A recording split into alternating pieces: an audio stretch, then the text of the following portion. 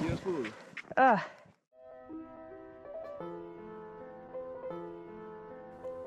The Himalayas are seen as a powerful symbol charged with spirituality, a sacred place considered the abode of gods, a place for adventure and exploration, symbolizing challenge and achievement.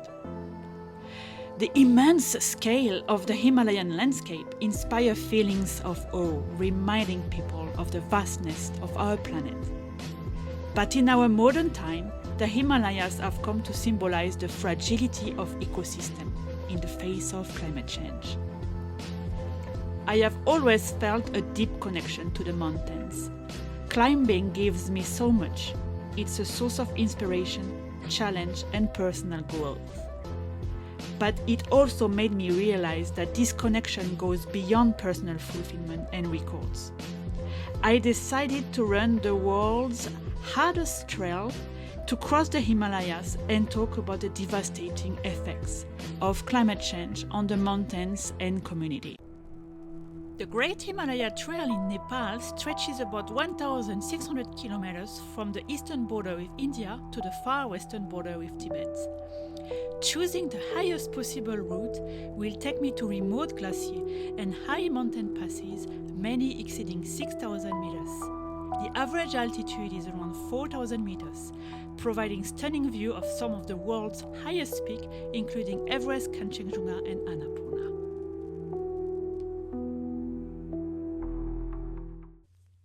I wanted to review the course before jumping into the full adventure, starting with a confusing map section at the last resort, a 3-hour drive from Kathmandu, to end at Makalu Base Camp after crossing 3 6,000-meter passes.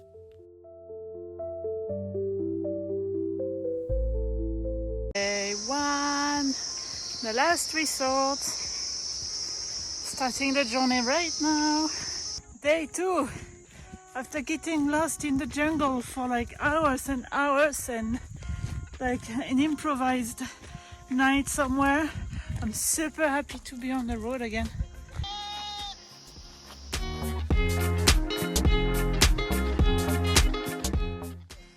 Third day,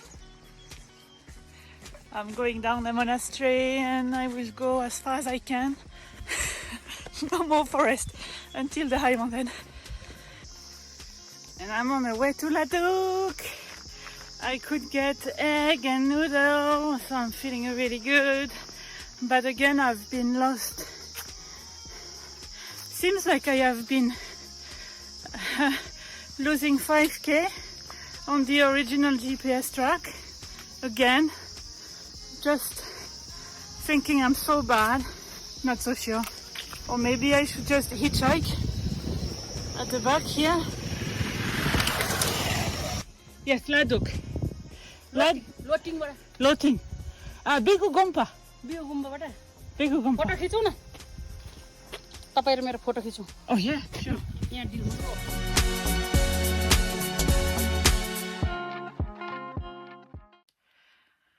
Well, the Great Himalayan Trail is challenging in so many ways because it takes you through diverse ecosystems, lush subtropical forests, alpine meadows, high altitude glacier with towering peaks.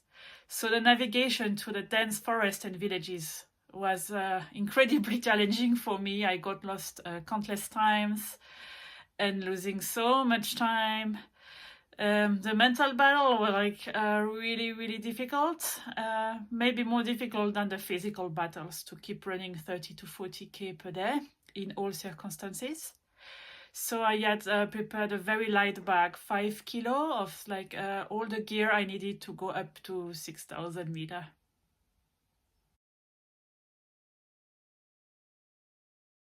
Day 5. The weather has been really bad. It has been raining a lot and I'm really getting late. So I am heading to the Tashilapsa. Now I'm gonna stop at Na today and see the conditions following the rainfall. So I'm not so sure if I can cross it or not, or kind of worried, but let's see. And talking about flood, and those areas are very prone to landslides, and talking to the locals is really revealing how vulnerable this valley is, the rolling valley is. First occurrence, I still remember when I was a small child. Was I think that time I was 7 or around 6, 7 years old. Around the dinner time, I heard like very big noise, like crumbling, rocks crumbling, and the big noise. And the next morning, so everything was gone, and 2 houses were also, swept away like that. So that's first incident I saw it when I was young. And, sometimes I speak with mother, and interact with our elderly people, and they tell the stories, about the grass, about the snow level, because back then when they were young and they traveled to the Khumbu Valley by Tashilapsa Pass, so their old route and the new route was totally changed, 100%. Yeah, because the Choralpa Lake, which was very small, tiny, it grew like so much big, or in the like 30-40 years. So it cut off all the old shortcut route to Tashilapsa. At the time, so the lake also grew bigger. So the glaciers melting, and what was before like the glacier and the ice that stayed like 12 months, now it's gone. This year only in July 5, so there was rainfall for just 2 days only, and then suddenly we had like outburst of, not the big lakes but the smaller ones, and also the water level increase in the waterfalls. And in the Gauri Shankar, so a big chunks of ice, they fell down because it's warm, and then it blocked the water flow. And, it swept away like more than 10 kilometers of the trail. And we lost several lodges, and one aunt, her name is Zangmu Sherpa, she also died in the flooding. So it's strange, and this recent flood, so we had never imagined, even in my life over 30 years, I never saw like that. And then in the Thame Valley also, in the lake in the Ngole, it outburst, and it wiped out almost the whole Thame village. So I think it's because of the global warming and the incident that happened. So I think we witness it, and we face it every year. The morning after my chat with Mingma, I truly felt his words about the 10-kilometer trail destroyed by the floods. Villagers had built a new temporary path that added an extra 2 hours on unstable ground. When I arrived in Na, the last village before Tashilapsa Pass, I grew more and more worried about the conditions.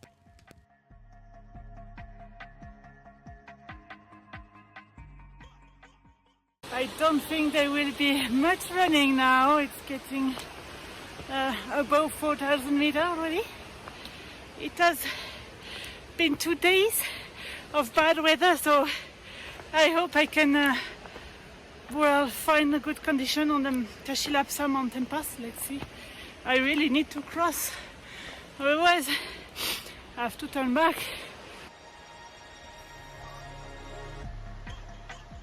Allez, ça va être dur là pour 2 jours.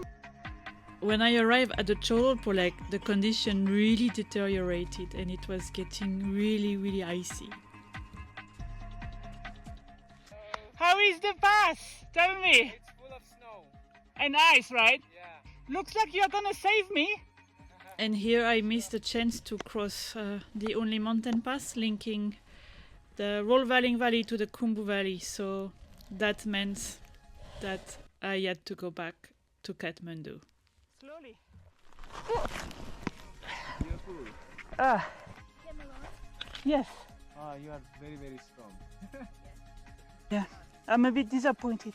Oh, very bad conditions. This way is more better. Yeah, and you could have seen even the rope that's buried in the snow. Yeah. Was it cold? Very cold. Full of ice, full of snow. Better safe than sorry. I decided to change my plans and explore the Langtang Valley, one of the big sections of the Great Himalayan Trail. Crossing sacred places, entering the abode of gods. It's for blessing.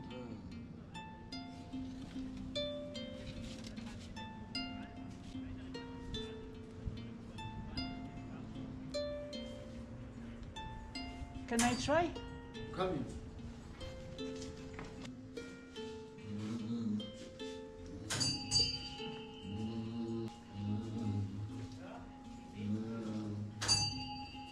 Yeah.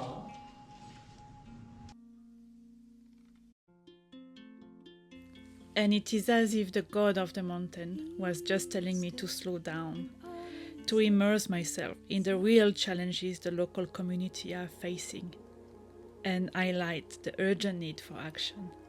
It is not about breaking records, but it's about showing reality. The glaciers in Langtang are retreating at an alarming rate.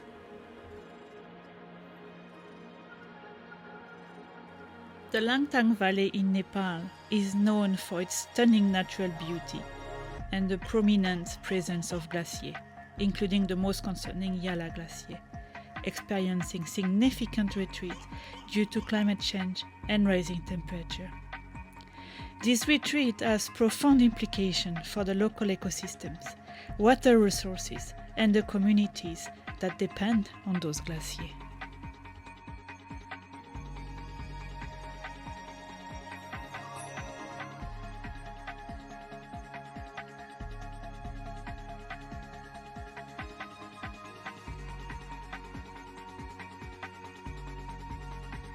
The beauty of those landscapes, those majestic peaks, are increasingly at risk, making it crucial for both local and tourists to advocate for sustainable practices to protect this extraordinary region for future generations. Mi mang bu mi ungen ole yimal tan la ade. How you na mi mang bu yimal tan If there ungen. is snow, then lots of people will come. But if it is not snow, then the tourism will be not too much. Is translating like that. How jam na yavo le talo chi shikawar make up kana Ko la pag le lang. you can up the ko uri make up rang you can up the sure She said the best things is if it is snowing. If it is snowing, then this will be the best solution because when it is snowing, then there will be stock of the snow. But when it is not snowing, then it is difficult. She is translating. le ya orang lek te ko jab kala de da chi pe pom ko make up to nia ha me ko jam na chat na jam me make up to uri yul me She de said some years before there is a big amount of snow and then it stops and it is very white. And now the snow are the falling of the snow is very low and it's been long time now it have no snow. da mang bu jab jara yal pik la ko ngon te da chi ko war make up to ya le hulu de te sure chi yula me She said before there are lots of snow because the snowfalls are too high before like 4 years 5 years before, and now very less snow and the less snow will be melt too quick.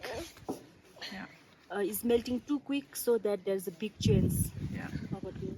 le o kang la ko te kun te da ko mang make up rang ore you can de sure chi And now the no snow and then the stalks of the snow in the mountain is also melting because now no snow and then the snow is not stocked there, but the stalks before are also melting because of very few snow. This very few snow will not long last for long time, but the snow which is already there is also melting. so le de lo chu kam ge asa do me And she said when there is no snow, then here is no water, no water, drinking water. And then impact. Ola ko mang bu na chu mang bu ko na le ya bu ko rang la le ko che me brang If chu it is, nyung em kam if kai there de me. is snow, then we have a lots of water. If there is no snow, then no water is the impact. And then solution we don't know. You can meet a very mountainous people, and then you can explore what we can do to save the mountain. Is up to you guys. You have the good knowledge.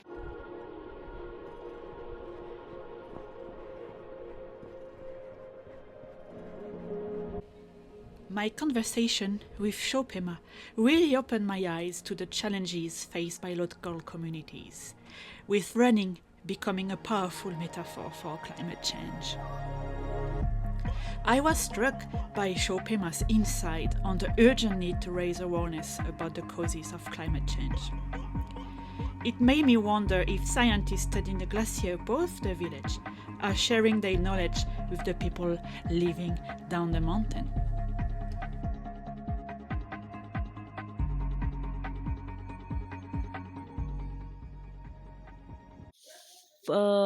2017 or 18 there are some snow, but now the snow there are no much snow, very less snow. I don't know for how, what is this, what is the problem, or what is this, I don't know, but I can just say.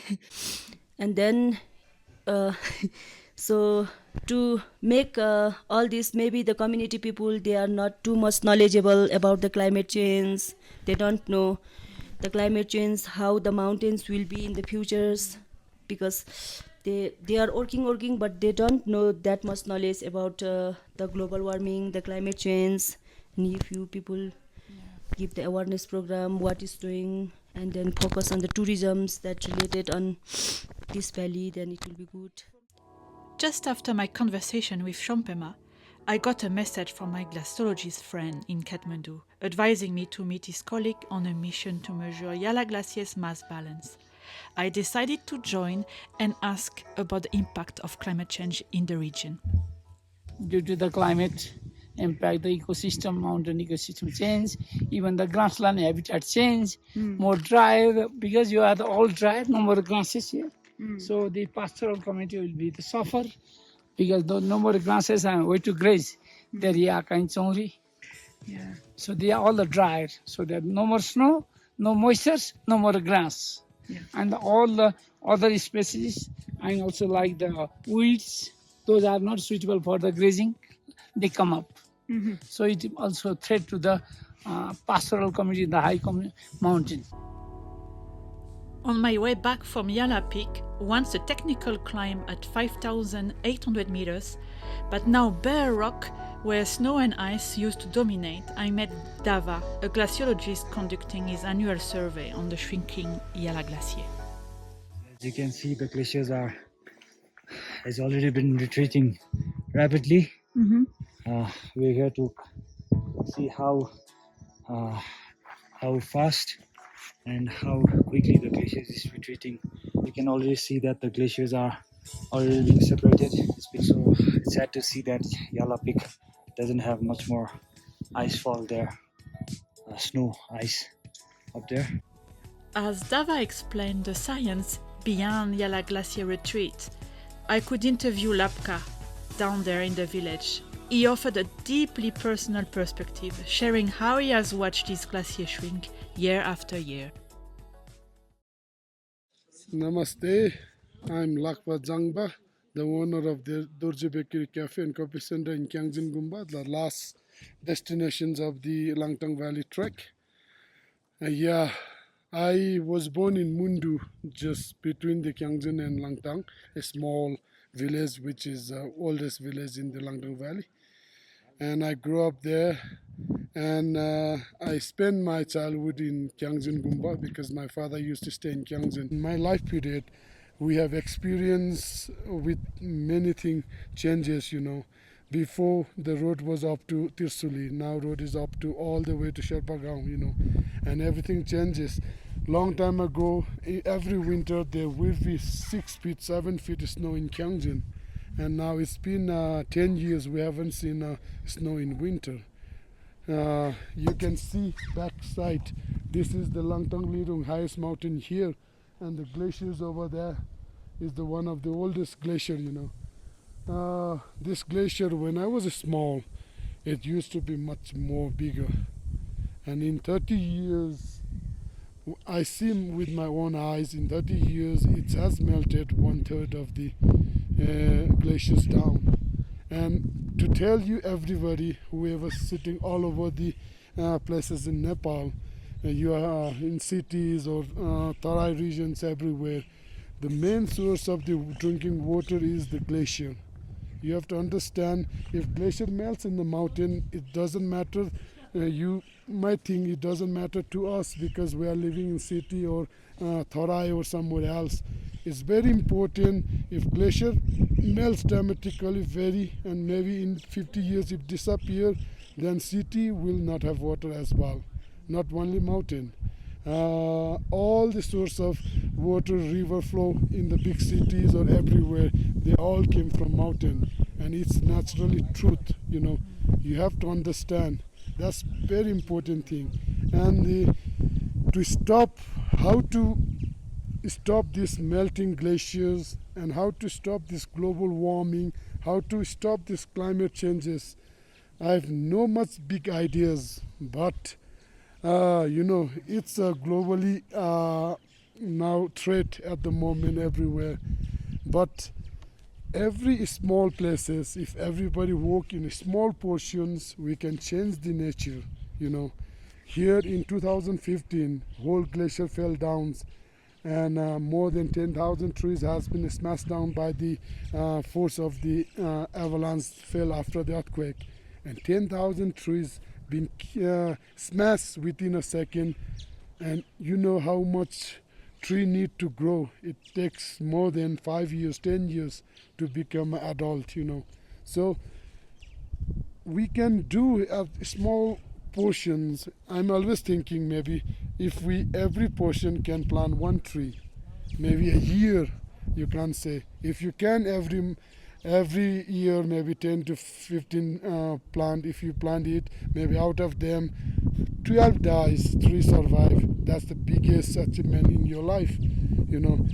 So here in Langtang, because of the forest destroyed, climate has been changed very much. Before the rain comes in time, winter comes in time, snow comes in the right time. Now, because of this, all 10,000 trees have been destroyed. We have a lack of oxygen in the mountain. Even some normal trekkers, when they come up here, they get altitude sickness. It's not because of only altitude, it's because of the less oxygen. Everybody knows tree produce the oxygen, and we produce carbon dioxide. So if for us to live, tree is very important. And for natural shaving in a small portion, tree is very important. So you can see tree, water, our life, nature, everything is related with each other. If we disturb any of them, we will not survive. We don't need a big war to destroy everything. We destroy with our own hand, small, and one day our place will be not a place to live. So I don't know how long I survive, maybe next 20-50 years, but my future generations need to live in this mountain, and to live in this mountain they really need forest, they really need water, they really need snow in the mountains, everything. As Lapka and Dr. Krishna remind us, everything is connected. Sustaining life requires every element to live in harmony. And to combat climate change, we must adopt an ecosystem-based approach, uniting local communities, scientists and policymakers to protect our snow and secure our future.